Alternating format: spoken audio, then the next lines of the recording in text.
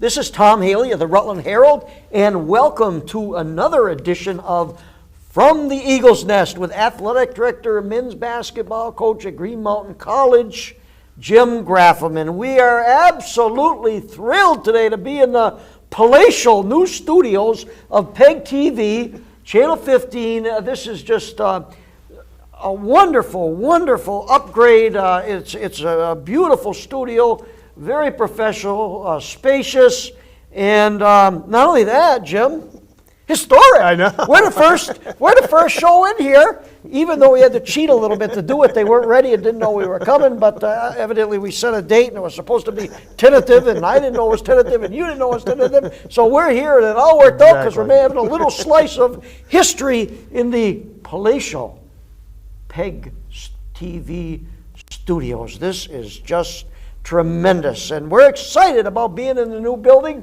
And speaking of excitement, a lot of exciting things happening at Green Mountain College too. I'm thinking of things like you got both your men's and women's team, an independent tournament coming up that you could tell us about, and also it sounds as though you have a pretty healthy pool of applicants for your men's varsity soccer job. So let's start with the independent tournament first. Tell us a little bit about what that's about for the men and women, where it is, when it is, and so forth. Yes, Tom, and this is very exciting because of our lack of being in a conference. This fulfills that need, But let's remind everybody that day is coming. Yes, it is.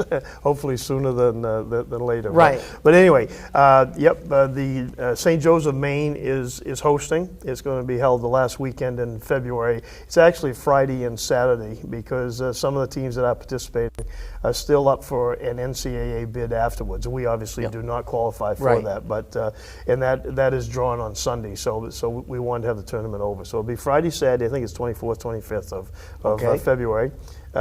College of St. Joe's, as you know, just built a $8 million facility about 7 years ago. So it'll be well run, and the facilities will obviously be championship quality. Right. Was there something comparable to, say, the athletic center at the College of St. Joseph? Or? A little bit. They have a. How many seats did you say? It's 1,500 that that they can seat, which is a little bit bigger, and they also have a swimming pool area, exercise area. But anyway. The basketball venues are wonderful, and I'm sure that it'll be well attended. And do you know the field yet or not? Yes, there is going to be some paring down, but the Finlandia out of Michigan, and they actually were the I didn't realize this, but the D1 champion, national champion last year of the USCAA, which is quite a feather in that cap. Also, obviously, St. Joe's and ourselves, and the Jersey City out of New Jersey, obviously. Right. There are two others on the outside that are looking in, and are going to make the final pairings until third. But Mitchell College and Newberry are still in the running, I guess I would say. So now, if memory serves me correctly, Jersey City and Mitchell were both involved in the soccer yes, they were. Independent tournament. Yeah, definitely. Jersey City hosted it, actually. Right. And we wound up. And Mitchell hosted the women. Yes, they did. Yeah. And both of our teams went down to their locations and made it to the championship game, and unfortunately got beat. But but it was a good opportunity for our seniors to end their career on the field of play, and that was great. So anyway, it looks like it should be a very competitive. Finlandia, I think, is only like 8-8, but they've been playing a lot of D2 schools out in the Midwest, so should be fun. On the women's side, that tournament's going to be. It was split into two halves because there were 8 teams available. So Russell Sage is hosting one half. Yeah, Troy, New York. Yeah, and St. Joe's is going to host the other. So which should be good. So kind of a combination there. Right. So. And our women have been playing well. We're hoping that they can make some noise there. So they lost a tough one just the other night to Mitchell. Yep, on the road. On the road. A young team struggles on the road, and they certainly did it.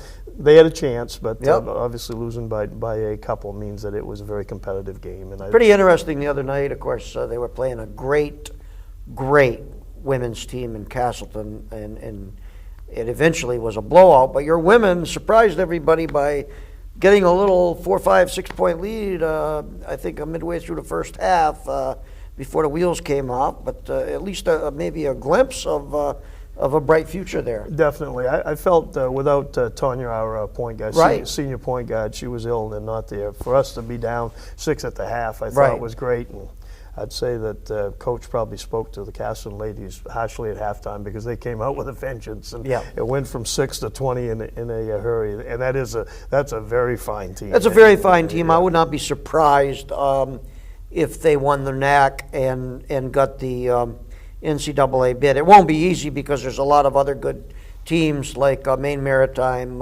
Husson, Farmington's very good, Yeah, but Farmington, yes. there's some real good teams in that league. But I think when they're playing well, they can beat anyone. Yeah, they've got all the pieces. Yeah. They do. They can score outside, inside. And the local girl, the 6'3", coming off the bench, Alicia Bajani is just getting better Yeah. and better and better, and Yeah. she's a force. Yeah, I thought that was interesting, the article that, I think it was in your article, that said that she wasn't sure whether she was going to play or not. Right. And now look at her. And you know what's funny about that team? Not only she did that, but Casey Wedge, who's their best player and the 2-time North Atlantic Conference Player of the Year, went to St. Lawrence, was there only a week, said she wasn't really ready for college. I don't know, she was homesick, came home, was out of school 2 years. Wow, really?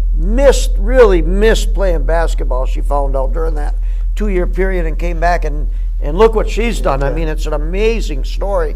2-time Conference Player of the Year, 3.78 GPA in athletic training and exercise science, and what a success story that is. Definitely, and typical of a D3, Tom. Kind Yep. of that catch-all division that Yep. gets those. Every now and then you'll hear about that 34-year-old football player down in Texas playing for a D3 school, Right, yeah. because it is the last chance to play. And, Yep. and once well, again, it's like the story you told. I believe you told it on this show. Also, you've also told it to me. The Marine or whatever he was, the serviceman knocking at your door. You didn't even go seek him, and say he had been reading in the Portland Press Herald about your team and the running style and was the kind of basketball he wanted to play, and he came and entered your program by knocking on your door. I mean, you're right. I mean, D3 has some great stories. Definitely, and I mean, you can go down the history of any good program. There have been just those lucky, breaks, I guess, where someone shows up and turns out to be better than what anybody thought that they would be, because D3 is all about potential. And It is. Sometimes getting a person who's a little bit older, a little bit more mature, obviously helps on that end. So, absolutely, and another interesting thing about D3 is geography. Ted Shipley, the Castleton State men's coach, told me the other day that he was on the phone frequently lately, a 6'8" player from California, and I always knew that there weren't a lot of D3 football schools in California, but I guess there are not a lot of D3 schools, not like there are in other sections of the country, so that's kind of, I guess, a natural place to get that athlete who's not quite the D1, but maybe is interested in playing D3, and of those few schools around where he lives, can't find one that's a good fit, and maybe somebody in the East Coast has a major, or maybe he just wants something different and wants to jump coasts or for whatever reason. But it made sense to me, if that being the case, to look toward California if you're a D3 coach back this way. it's true. Obviously, California has a very strong junior college infrastructure. So a lot of kids wind up going there for 2 years and then going to a 4-year school after that. But you're right. There are very few D3 schools out there. I happen to take my team from Fort Kent into Los Angeles, and we played at an NAIA school, Biola, that's very strong. Oh, sure. And then we played Redlands, who actually had led the nation in scoring for 7 of the last 10 years. They were much like Grinnell, if you watched the game the other night. Oh, yeah. They shot 63 threes against Right, us. So right, same exact style, run run 5 guys in. So Yeah. so that's what I remember about D3 out there. But it is true. There is an opportunity. The unfortunate thing is that education is relatively cheap. You can go to a junior college out there for like $3,000. So which obviously keeps a lot of people at the home. So Right. But anyway, I'm sure Ted will get this guy just because I don't want him to. Yeah, well, it's that brings up. We'll skip just a minute before we get to the soccer thing, because that's a good segue into what happened over in the Eagle Dome on Wednesday night.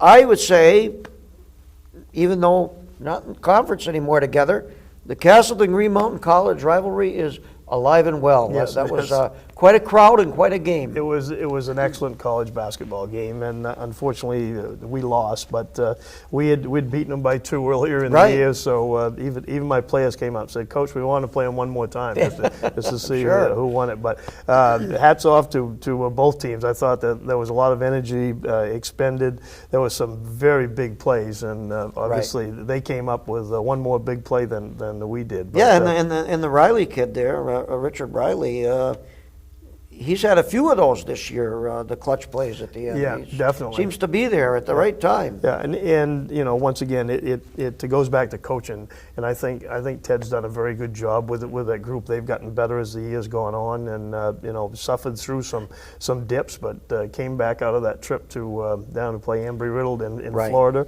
and they're actually playing pretty well. So Yeah. I could see them making some noise in the NAC also. So, Right, you know, right. And of course, they did last get an year. NCAA bid last Yeah, year, yeah. first one in the program's history. Yeah, definitely. And you know, he's young, so I mean, next year Right.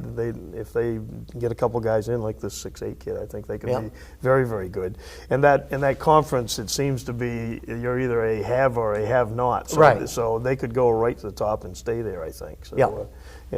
Because Ted has to coach baseball too, so I'm sure that pulls him in a different direction, particularly during this Yeah. time when he's practicing with both sports. But what a wonderful game though, Tom. I mean, Oh, it was. The atmosphere was great. You had radio in your building. We did. We Yeah. did for the first time. You had press in your building. In a while. Yeah. And I felt good. You know, we did a couple Dash for Cashes, and Yeah. the fans were definitely involved. And you know, I want to thank you know, Williams Hardware. They really helped us. Yes, you they know, did. come out, And so.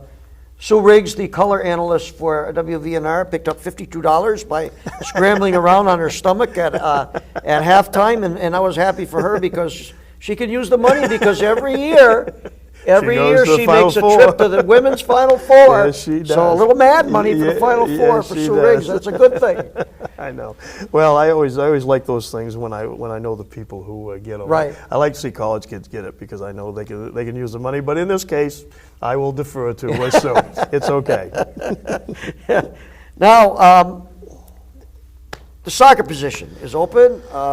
It sounds like you got a lot of applicants from the numbers you told me. I've got to assume there are some that you are very happy with. What about the timetable? And I guess you got to be excited that you did that well and that there's been that much interest, because men's soccer, women's soccer at Green Mountain has always been kind of a centerpiece of the program, and a very successful, rich history. I know you feel that this is going to be an important hire. Definitely. I would say that the women's and men's soccer programs are the flagship programs of Green Mountain. If you ask anybody about us, they probably know our skiing program and our soccer program. So we do want to hire an experienced college coach, which we think we can get. Right. As I mentioned to you earlier, we have over 40 resumes, and a lot of them are, you know, high school coaches looking to move up, but also some college coaches who are looking to move either backwards or sideways, and so Right. we're very excited about that. I'm excited about it because the other two positions that come along with it really help the school. The intramural part of it is wonderful because.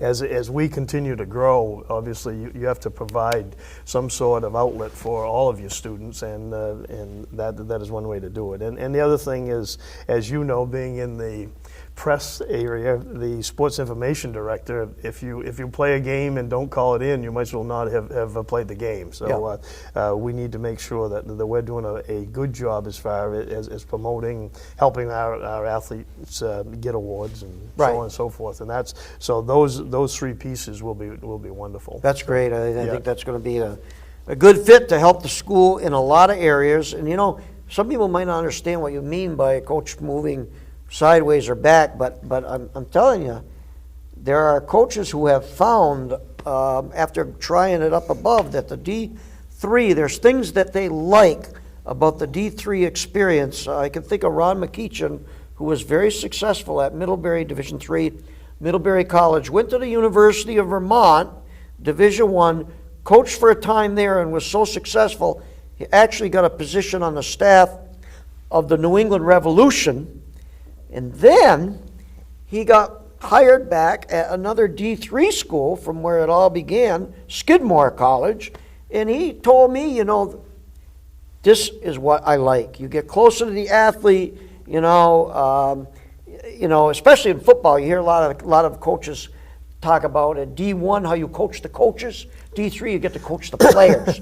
You know, it's a close, it's a hands-on type of thing. And a lot of people like that level. So it is not inconceivable that you would have in that pile of resumes someone maybe who has had their fling in D1 and sees D3 for the desirable components that make it up and want to coach D3. So definitely, Tom. And anybody who follows sports at the D1 level or even 2, the pressure to win is just incredible. And so it winds up being that you sometimes lose focus of why you're actually trying to do this. Whereas in D3, you're not going to get fired because you don't win. No, but it's still, most of the coaches I know put it on themselves. There's still pressure. There is pressure. You know, and some of it comes from without, but a whole lot of it comes from within. Yeah, definitely. Well, and I think that it's a great level though, because by not having athletic scholarships, we're all trying to find that niche where we can bring people in, and hopefully kind of outwork the other guy and maybe establish a niche. So anyway, but the D3 is frustrating in some ways because of the limitations on practicing weeks. You can only practice so many weeks that are less than the scholarship programs, and you can play and you have to play less games because they are true student athletes, and that is true. One of the tenets of D3 is that you cannot miss class for a practice, no matter whether it's before a playoff game or not. You have to take care of the classroom first, which is good. I mean, it's definitely an appealing feature of D3 is the real student athlete. That's right, and you have to deal with egos, but it's not the same as the guy that's playing D1 basketball or football or whatever, and might have the opportunity to sign $1 million contract. So we don't have those people. So Now speaking of use the term finding a niche, I'm just excited to see how everything plays out. Of course, someday soon there's going to be no Sunrise Conference, of which 2 Vermont teams are now members, the College of St. Joseph, Linden State. You're going to be shopping around for a conference. It's going to be exciting just to see how the whole landscape plays out and who goes where, and hopefully everybody's going to find a place where they're going to be happy. And I got to believe that everybody, even right now, is networking and looking and evaluating, and who knows what it's going to look like. But and who knows if these people will all be able to jump into a existing conference, or if there will be enough of you that want to form your own. But it's going to be pretty intriguing over the next couple of years. Definitely. I'm very excited about the future because it's just like you said. I mean, there is an unknown element to it, but at the same time, that feeling that was in our building on Wednesday night is, Right. is going to come back, because Yeah. once you get into a conference, then all of those games, bring that Yeah. level of intensity, and, Yeah. and it will throughout your whole sports program. So I'm very excited about it. I think if within the next 24 months we can get into a conference, Right. then it will be happier. We'll be happier, and I know you as a press person will enjoy covering another conference maybe, because Yeah, you can could happen. you can look in the area. I mean, there are several already, and Right. maybe there'll be one gigantic one or something. But, Yeah, that's the unknown. We don't. it was odd the other day, Tom. I was just looking on D3 Hoops. I saw a conference. Now, this will never happen, but this is a conference. Brandeis is in it. I don't know whether you know who else is in it, but anyway, there's Washington out of St. Louis. Oh, that one. There's Emory out of All those cerebral schools? Is Yeah. Carnegie Mellon in that? Yeah, okay. yeah, but- Chicago, right. I know that conference. They have to fly to most of their games. That isn't going to happen. Right. That is not going No, to happen. no. You'll be a driving distance conference. Yes, we will be. Yeah, So. yeah. The other term you mentioned, have and have-nots with the NAC. You were referring to the North Atlantic Conference men, but the North Atlantic Conference women. One thing they need to do is upgrade the very, very bottom of their women's programs. I think it was Keith Harrington, the Pulteney coach, girls varsity coach, said to me the other day, I think I got it figured out. The thing I need to do is drop Rochester and Thetford and pick up Bay Path and Wheelock. And that's a terrible slap at those two schools. I know. But I mean, they're bad. I mean, Yeah. you can name your score. It'll be 80-20 or 90-15 or whatever you want it to be. So that doesn't help anybody. And I'm not making fun of them. It's harder on them than anyone, but it's not fun for the schools beating them either. No, so exactly. But hopefully they can as you know, as one who has started from nothing, from a mound of clay, and molded a beautiful program at Westbrook College, and now trying to do the same thing in Pulteney, it can be done. yes, it can be. And what you hope in Bay Pass and their situation is that they look at everybody else and say, well, geez, we're tired of losing, not Right. only losing, but losing by 40, 50 points. And so that they'll hire, the administration will say, well, we don't want our athletes embarrassed anymore, and they'll hire somebody aggressive who will go out. I mean, those schools are in good locations, so it's not like there aren't no kids question, around the metro there. area, It's yeah. just a matter of The hub of New England. of someone jumping in there and just spending the hours. Right. and that is true. It is hours that Yep. you have to put in. So Absolutely. So now what about, I'm thinking back a ways, and what got me thinking about it, by the way, is this gorgeous string of 40 and 50 degrees days that we've had. I remember when one president ago at Green Mountain College, Tom Benson, he was on kind of a thing for baseball, and it died down. Haven't heard anything at all about it lately. Of course, College of St. Joseph, with a very limited schedule, is adding the sport this year. I know you do have men's lacrosse as a spring sport. When you have these meetings, does the baseball ever resurface? yes, it is, and obviously because Castleton has it, and with St. Joe's Right. adding it, Skidmore's close. I mean, Norwich. has Skidmore has it. Yeah. So- Close. Right. So anyway, I mean, there are some Yeah. some driving distance schools where you could Middlebury, play. yep. Yeah. The only issue with baseball when you're looking at startup costs is that for a northern school you do have to go south. Yes, you do. And that's a $10,000 to $15,000 expenditure, and either the players have to raise it or the athletic department has to absorb it. And Right. so that's always the killer. But I guarantee that there are kids in Vermont who would be excellent D3 players who would yes. who would look good in Yep. in the eagle, green, and gold. Yep. So Yep. and it would be fun to have it, to have your field on your campus, and we really have not got the room for it right now. Right. But that doesn't mean that can't change. So Right. Okay. And of course, we should talk about, because we spent so much time on this topic in the previous 3 or 4 shows, the demise of the 18 tournament. And at first I wanted to use the term that it's dead, but I think that might be premature because I don't think it is dead. Maybe dead in that form and for this year. But I would say that, and correct me if I'm wrong, but my guess is that from the meetings that you've had sitting around the table with other coaches discussing this, it still might salvage something, even if it's a 4-team Vermont showcase. I would like to think that something would come about in 2005, and then maybe later, 06, 07, the grand 8-team tournament that we envision. So where does this all stand right now? Well, it definitely is not going to be in the format that we had hoped it was Right. going to be in of 8 teams. 8-team, 3-day tournament. Right. Will not happen. So that is not going to happen. There is interest about having a 4-team tournament. And, Good. And we are trying to explore that right now. Yep. It's we have the schools, we think. It's a matter of finding the venue for it. Oh, okay. The location. Okay. What are the schools right now, do you think? Johnson, Linden, College of St. Joe's, and us. Oh, that's great. So, which would be good. And Yep. I obviously will lobby to host it because I would like to, but Right. but there may be other interests somewhere else for Yep. that same thing. So, Yep. so we'll see, and hopefully we can build off that. You still looking at the same weekend?